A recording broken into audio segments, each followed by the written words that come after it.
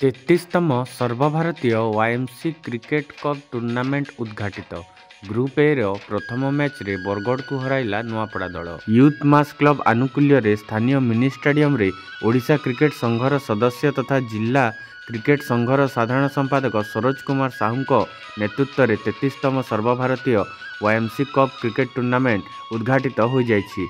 श्री साहू अध्यक्षतार अनुष्ठित उद्घाटनी उत्सव में मुख्य अतिथि भाव में जिलापाल मधुसूदन दास, सम्मानित अतिथि भाव जिला मुख्य उन्नयन अधिकारी लंबोदर धरुआ, नुआपड़ा एनएसी अध्यक्ष मोहम्मद आदम, जिला क्रीड़ा अधिकारी राजेंद्र बढ़ाई, सरकारी पीपी वेणुलाल प्रधान, जिला ठिकादार संघ सभापति क्षीरोद पाढ़ी प्रमुख मंचासीन थिले।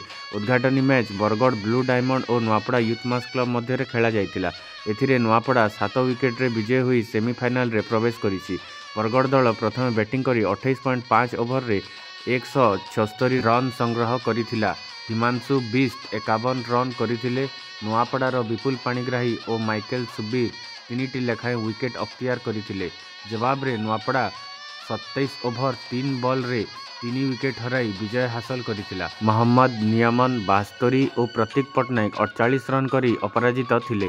संध्यारे जिला क्रिकेट संघ सभापति प्रकाश साहू को अध्यक्षतार अनुष्ठित पुरस्कार वितरण उत्सव में मुख्य अतिथि भावे वरिष्ठ आईनजीवी हरीश पटेल जोगदे नुआपड़ार प्रतीक पटनायक को मैन ऑफ द मैच पुरस्कार प्रदान करथिले। ओसीए पैनल अंपायर चूड़ामणि पाढ़ी और नारायण मेहर खेल परिचालना करथिले। शैलेश शतपथी स्कोरर एवं जयकिशन सुनानी धारा विवरणी प्रदान करथिले। आसंताकाली वाईएमसी रो परवर्ती मैच कटक राइजिंग स्टूडेंट और छत्तीसगढ़ फॉरेस्ट मध्य खेला जिबार अछि। यूथ मास क्लब सभापति अमरेश दास, संपादक तपन बगर्ती, संतोष सुपकार, श्रीराम मिश्र, बालेश्वर माझी तथा समस्त क्लब रो सदस्य टूर्नामेंट परिचालना करुथिले। वाईएमसी कप जोटा कि 33 वर्ष एटा पूर्ति हैला। आज उद्घाटन उत्सव रे माननीय कलेक्टर आज उद्घाटन कले एवं ए क्रिकेट टूर्नामेंट ओडिशा तथा ओडिशा बाहर बछा बछा 8टा टीम को लेकर टूर्नामेंट आयोजन करछु। जोटा कि ओडिशा रो तथा ओडिशा बाहर गिना चुना टीम माने आसे जोटा कि रणजी प्लेयर से माने परिपूर्ण थिबे एवं आमे चाहू जे ए टूर्नामेंट द्वारा एठिकार जो माने पिला माने जो माने युवक पिला माने क्रिकेट खेलछन ताकर खेल देखि करी किछि सिखि पारबे एवं किछि तांको पाखको जानि पारबे। गोटे वार्ता भी जीवो जे नुआपड़ा रे जो रणजी पिला माने आछन्ती केते सुंदर भाव रे खेल खेलछन्ती एवं तांकर जो खेल सिखि पारबे निश्चित भाव रे नुआपड़ा पई एवं नुआपड़ा आखपाख अंचल पई गोटे एटा क्रिकेट पई गोटे एटा शुभ संकेत एवं आगामी दिन रे ए टूर्नामेंट ए वर्ष जेंती हला आगामी वर्ष भी एमती टूर्नामेंट आउरी भल करी बोले हमें आशा व्यक्त करछो। समस्त साहाय्य सहयोग प्रेस मीडिया माने समस्त सहयोग लागि आज आमे ए टूर्नामेंट आमे 33 वर्ष रे आज पहुंची परछु।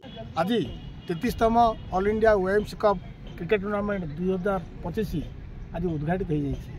तेणु मु भारी खुशी आम जिलार पाखापाखि जिलार पिला माने क्रिकेट भल खेलतु, खेलवाड़ मनोवृत्ति नहीं खेलतु एवं क्रिकेट खेल सब बड़ जिनिस हूँ किलर इनस्टिंक्ट जहाँ पाखे थाए सी गोटे भल खेल हुए। कारण ये खेल हूँ हैंड आउ आईर कोऑर्डिनेशन। एमती कौन खेल ना जो हैंड आउ आई दरकार। ये हूँ हैंड आउ आईर कोऑर्डिनेशन। मु आशा पोषण करुच्ची आम जिलार खेलाड़ी उत्कृष्टता हासिल करंतु, राज्यस्तरीय चयन कमिटी चयन हूँ एवं जातीय दल में खेलतु। एतिकी मु उम्मीद करी आज ये टूर्नामेंट प्राथमिक दिवस रे बा आपणकर प्राथमिक अवस्था जो आज आम उन्मोचन करें उद्घाटन करें से उद्घाटन उत्सव में मोर होती दुआ समस्त। For more updates, please subscribe to our channel and press the bell icon.